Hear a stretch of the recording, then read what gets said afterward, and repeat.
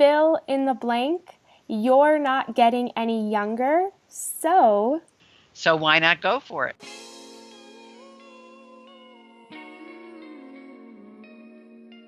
Hey you! Yes, you! Welcome to the You're Not Getting Any Younger podcast. A podcast for people who want to disrupt their lives for a good reason, to make it count.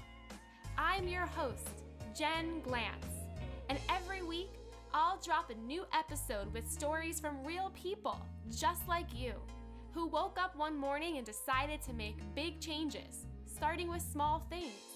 We'll cover topics like entrepreneurship, love, failure, and self-care. Hey, you're not getting any younger, so let's make this an adventure. Ready? Hey, happy November. I sort of don't like saying that because by the end of the year, it's just everything feels so final. It feels like by December, everything you did and you didn't do is examined under a microscope and handed out a report card grade, which kicks off your overall mood for the next year. Not only that, but I don't love holidays. I find them to be lonely.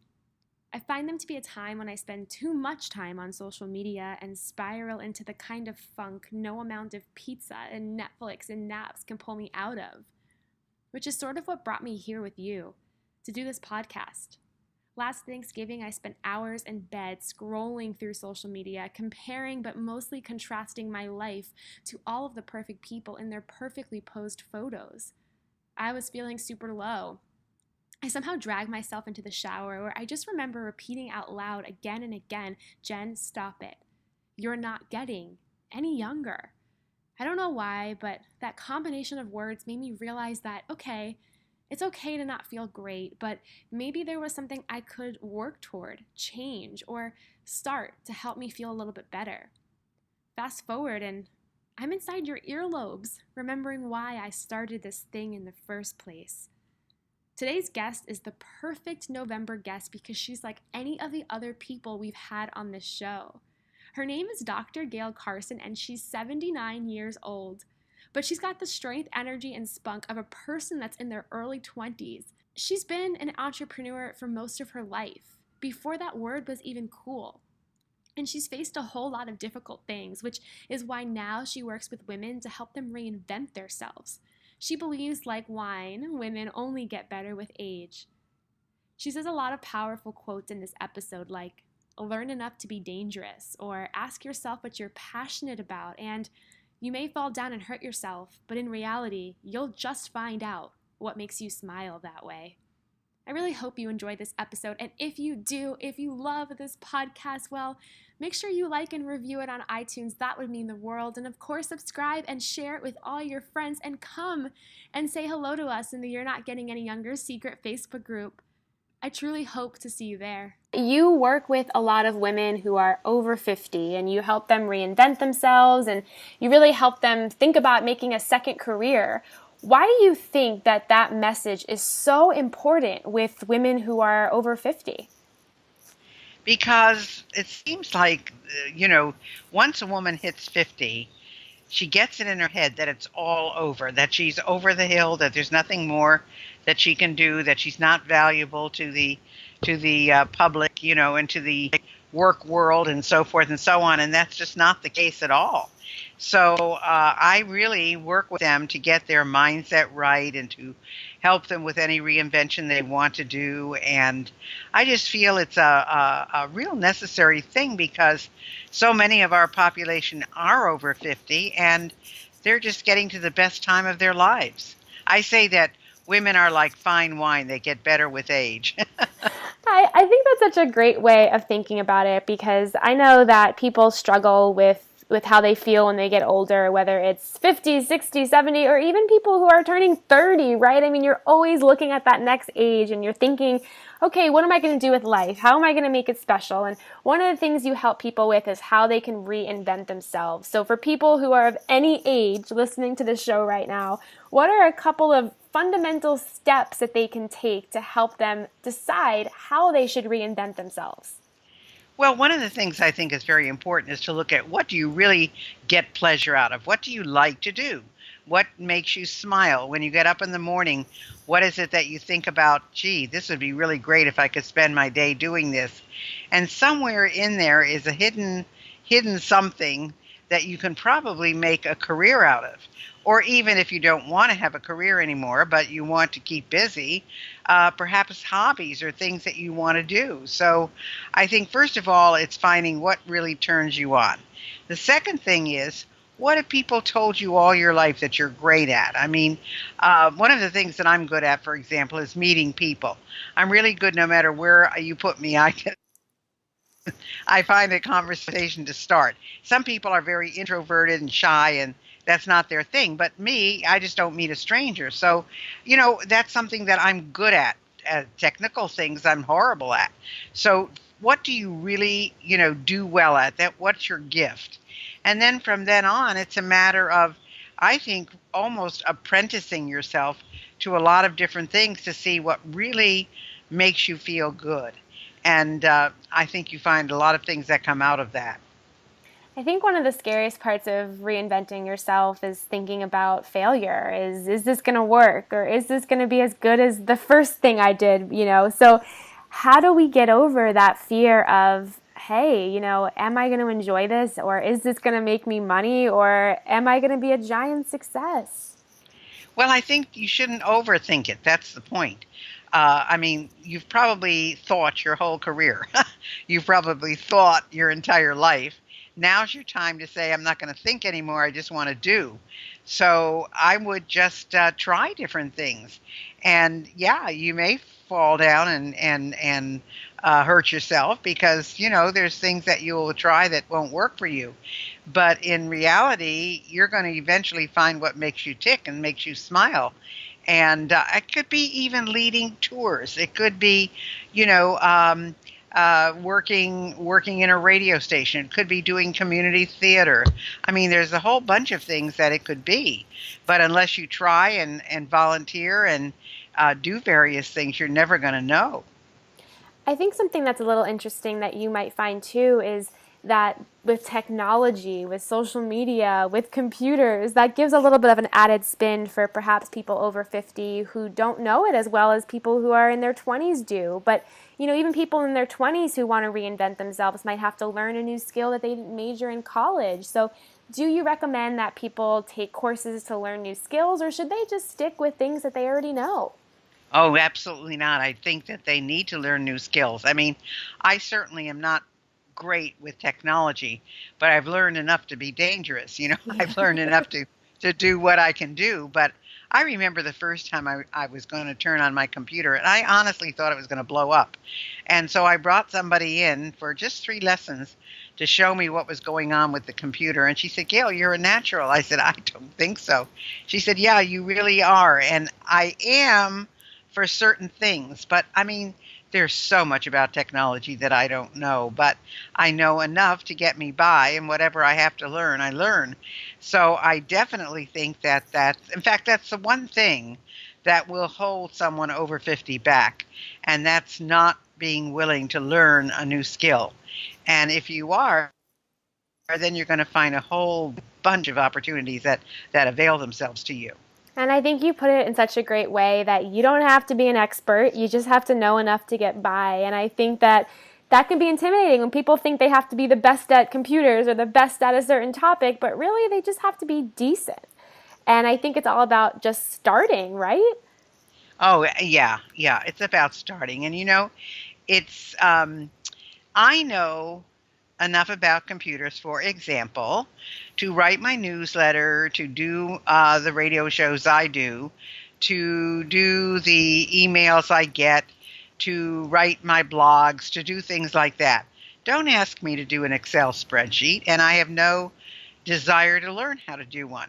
Don't ask me to do, all these different web qualification type things, because I don't want to do that, because that's not how I want to spend my day. Now, if you told me, Gayle, your job will really you're going to meet about 8, 10, 12, 16 people a day. You're going to interview them. You're going to see where they fit in. You're going to see whether they're a good fit for the company. I could do that all day long. So it depends on your particular strengths. And so you may need to know how to do something to be able to finish the job.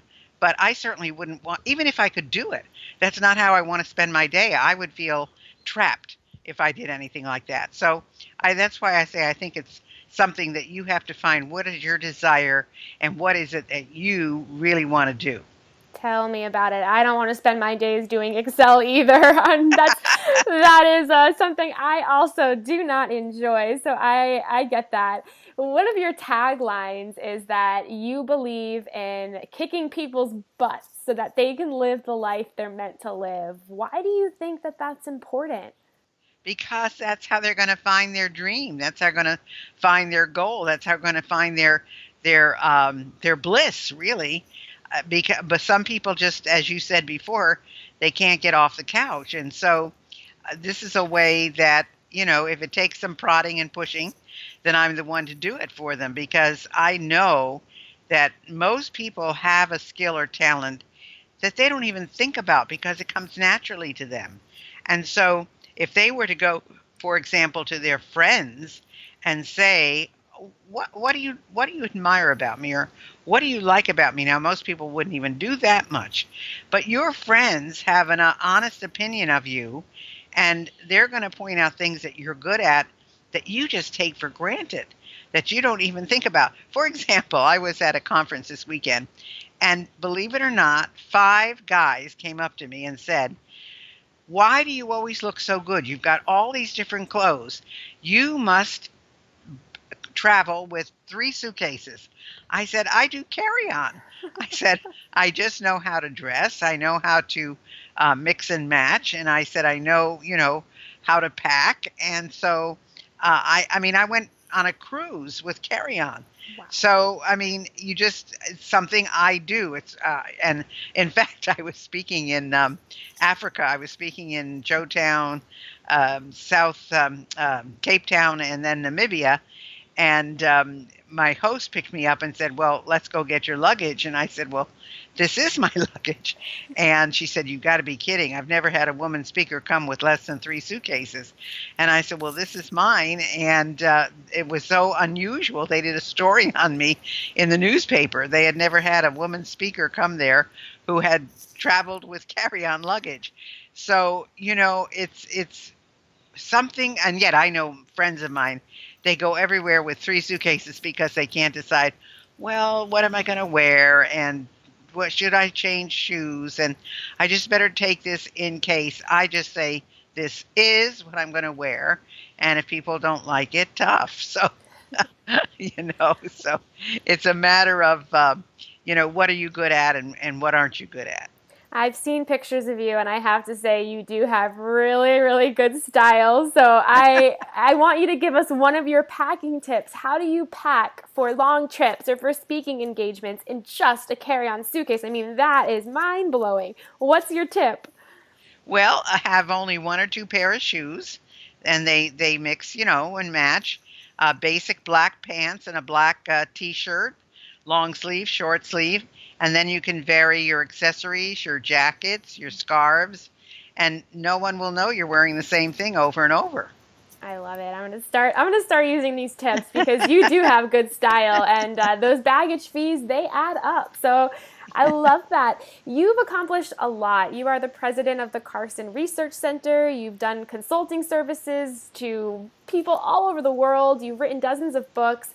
I bet that your success has also come with a lot of challenges along the way. So what were some of the challenges that you've had to face over the course of your career?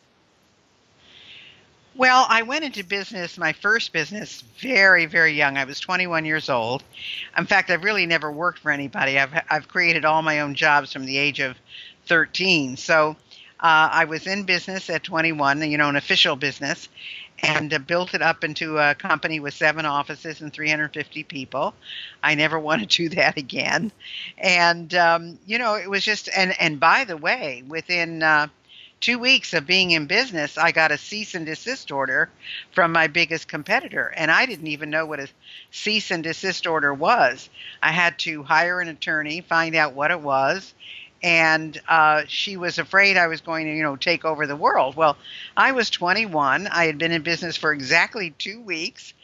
She was a staple in the industry. She really was the leader of the pack, and yet she was worried about little old me. So those were the obstacles I really faced early on, were people who put stumbling blocks in my way, and you just had to figure out how to step around them because, that's just what people did. So that's one of the things that happened. Wow, you were an entrepreneur before the term entrepreneur became cool. That's pretty awesome in itself that you've been working for yourself practically your whole life, inventing jobs, creating different businesses. What advice do you have to entrepreneurs of 2018, of 2019, no matter what age they are? What's your piece of advice if people want to be their own boss just like you've been for yourself? Well, it's interesting because I think there are far more opportunities, but there's far more competition as well. Yeah. So I think that the most important thing is you realize that you're going into being an entrepreneur for the right reasons. If you think you're going to work less, you're wrong. You're going to work far more than if you worked for the man, so to speak, or the woman. You are going to not have any of the benefits. I mean, you're not going to have paid vacations or insurance or any of the things that people think of, when they work for someone else. If you go to conferences and various seminars, etc., you're paying for it yourself. No one's paying for it for you. And so you just better be clear about why you're doing this, because it takes time to build up a following. It takes time to build up a business. Yeah, sure, there are the few success stories that you think about, that make it right away. But even think about now the richest man in the world, Jeff Bezos. You hear about Amazon all the time now, but Amazon was actually started in the 90s, and people thought he was crazy because he lost money at everything. I mean, he was doing it with books, and he was losing money. But he was building a list, and he was building a reputation, and then he was adding new products. So he was like a 20-year overnight success.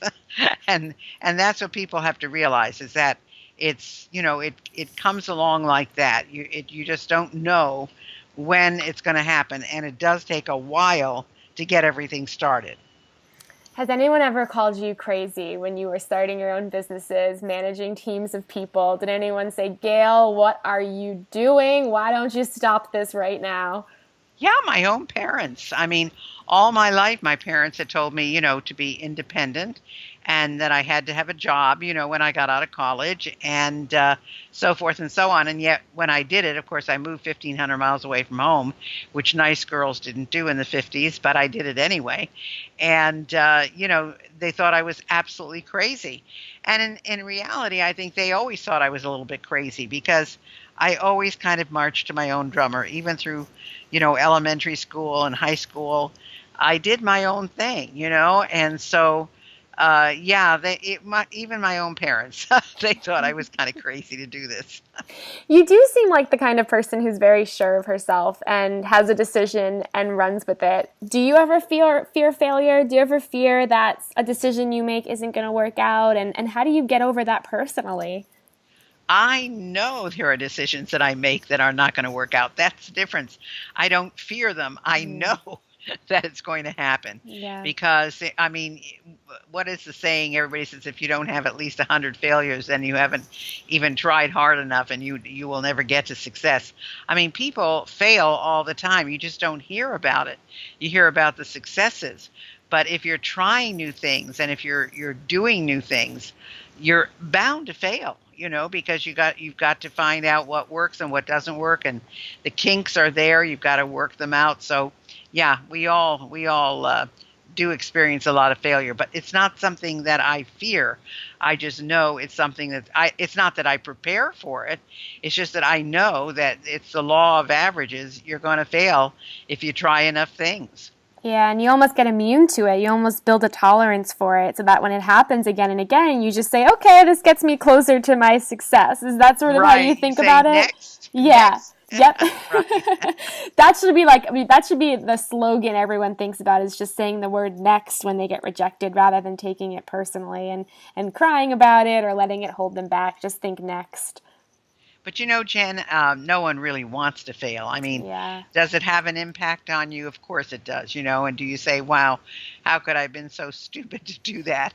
Or what was I thinking? Or I should have had this in place and I didn't. But it is how you learn. Yeah. Yeah. I think that oftentimes we learn from some of the hardships we have in life, and you've survived a lot in life yourself. I mean, you had 3 bouts of breast cancer, 16 surgeries, a death of a husband and a son. Wow, you went through a lot. And how does a person, keep on going when they have all of these things happen in life that they didn't plan for or they don't know how to deal with? How did you make it through all of this? Well, I'll tell you a little secret. I'm now going through my 4th case of breast cancer. Oh I was man. just diagnosed a couple of weeks ago, and so I started my chemo treatments last week. I'm on a special pill. These were things that weren't even available 3 years ago. So, and I have a lot of pain, right now. So they're trying to figure out how to alleviate the pain. And so they're talking about radiation to get rid of that. So it's just you do it as it comes up. You deal with it. You go to the best care that you can possibly get. You keep a positive attitude and you just keep going, because that is life. I mean, you're going to run into all kinds of things, and the longer you're on this earth, the more it's going to happen to you, and you just have to be prepared for it. But it really is mindset, Jen. It's mindset. It's how you think about things. I came in on the midnight flight from San Diego this morning at 6:30 in the morning. And then I went to bed for 2 hours, and then I got up, and I've been going ever since. So it's mindset. It really is.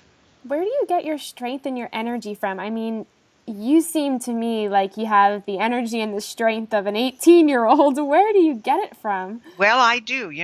But I do really take good care of myself. I haven't been able to work out I work out every day for 2 hours, but for the last 2 months, because of the pain I've had, I haven't been able to work out the way I want. I mean, I can ride a bike, I can do a treadmill, but I can't do the weight training that I'd like to do. I can't do the classes that I like to do.